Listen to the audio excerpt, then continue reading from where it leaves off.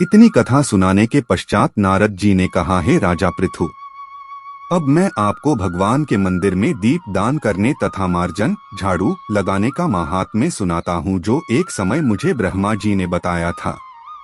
अत्यंत गोपनीय इस कथा को आप ध्यानपूर्वक सुनिए। अत्यंत प्राचीन काल की बात है। चंद्रवंश में जयध्वज नाम का एक अत्यंत प्रतापी तथा प्रभुभक्त राजा राज्य करता था। वह प्रतिदिन भगवान के मंदिर में जाकर स्वर्ण झाड़ू लगाता तथा दीप जलाया करता था। एक दिन वितिहोत्र नामक राजपुरोहित स्वर्ण राजा को ये कार्य करते हुए देखकर विस्मय से पूछने लगा, हे राजन, भगवान को प्रसन्न करने के लिए और भी अनेक भक्तियुक्त कार्य है, फिर मंदिर में स्वर्ण सफाई करने तथा दीप जलाने में इतनी अधिक श्रद्धा का क्या रहस्य है?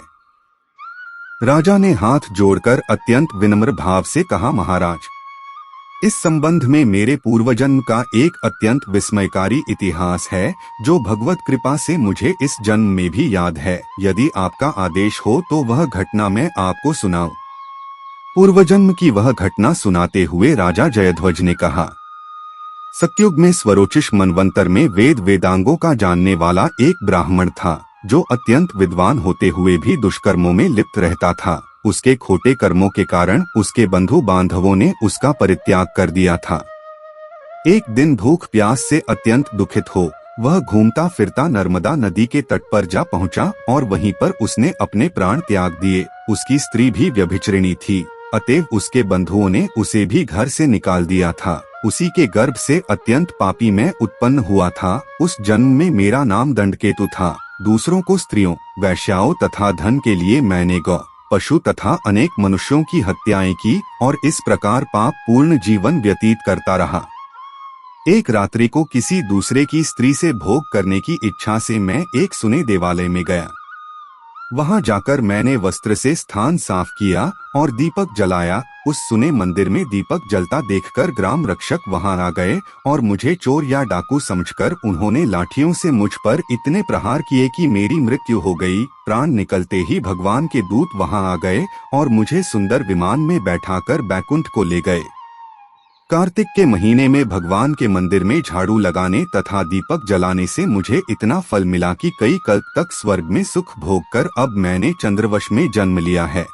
यदि श्रद्धा और भक्ति पूर्वक यही क्रिया कार्तिक के पूरे महीने की जाए तो उसके पुण्य का तो कहना ही क्या है, उसका वर्णन ब्रह्मा जी भी नहीं कर सकते। एक अन्य कथा सुनाते हुए नारद जी ने कहा, हे राजा पृथु, अब दूसरे के दीपक जलाने का महात्म्य सुनो। मनुवंश के प्रतापी राजा रैवत के पुत्र भद्रबुद्धि के पुत्र का नाम सुदर्शन था। नाम के अनुरूप ही सुदर्शन अत्यंत सुंदर और पराक्रमी था। भद्रबुद्धि की राजधानी नर्मदा के तट के समीप महेंद्र पर्वत पर थी। एक बार शिकार खेलने के लिए सुदर्शन अपने साथियों के साथ वन में गया। घूमते फिरते हुए उसने नदी के उस पार एक सुंदर कन्या को देखा तो साथियों को वही छोड़कर घोड़े पर सवार होकर तत्काल नदी के उस पार जा पहुंचा। वहां उस रूपवती कन्या को देखकर सुदर्शन उस पर मोहित हो गया। या भई उस अत्यंत सुंदर बलशाली वीर पुरुष को देखकर लज्जा को प्राप्त हुई। सुदर्शन ने शालीनता पूर्वक उस कन्या से उसका परिचय पूछा। तक उस कन्या ने बतलाया कि वह गौड़ राजा की पुत्री है और उसका ममदनालसा है। अपनी सखियों के साथ क्रीड़ा करने के लिए वह यहाँ पर आई है। इसके बाद स्वेच्छापूर्वक उन दोनों ने गंधर्व रीति से वहीं पर अपना विवाह कर लिया और कुछ समय तक नर्मदा नदी के तट पर विहार करते रहे। फिर अपने घर पर आकर वे दोनों आनंद पूर्वक रहने लगे। कुछ समय बाद राजा भद्रबुद्धि अपनी पुत्र सुदर्शन को राज्य सौंपकर वन्य वन में चले गए। राजा बनने के बाद सुदर्शन बड़ी कुशलता पूर्वक राजकाज चलाने लगा। रानी मदनालसा सदा अपने पति को विष्णु भगवान की पूजा आराधना करने का उपदेश करती रहती थी। इस प्रकार वे दोनों ही भगवान के अनन्य भक्त बन गए। राजा सुदर्शन ने रानी की प्रेरणा से भगवान का एक स्वर्ण मंदिर बनवाया। दोनों ही उसमें प्रतिदिन भगवान का पूजन तथा कार्तिक मास में दीप दान किया करते थे। एक दिन राजी मंदिर में दीप जला रही थी कि उसी समय राजा ने सुए बुलाया, परंतु दीपक जलाकर आने में रानी को देर लग गई। इस पर राजा सुदर्शन ने क्रोधवेश में आकर रानी से कहा, तुम तो कहती थी कि पति ही स्त्री का देवता होता है, फिर दीपदान में इतनी देर लगाकर तुमने मेरा अनादर क्यों किया? यदि देर का कोई और गुप्त कारण हो तो कहो, तब सती साध्वी मदनालसा अत्यंत स्नेह युक्त वचनों में बोली है, महाराज, मैं दीपदान का महत्व आपको बताती हूँ। अब आप ध्यानपूर्वक मेरे वचनों को सुनिए।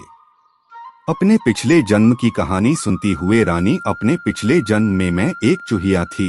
गोदावरी के तट पर एक मंदिर में मैं रहती थी।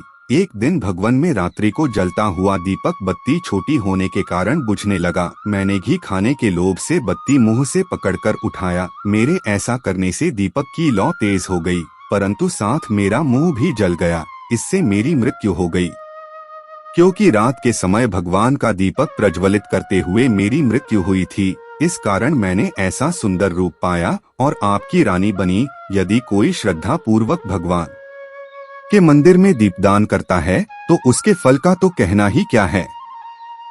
अपनी रानी के मुख यह वचन सुनकर राजा सुदर्शन ने आजीवन कार्तिक मास का व्रत करके भगवान के मंदिर में दीपदान किया और अंत में बैकुंठ को प्राप्त हुआ।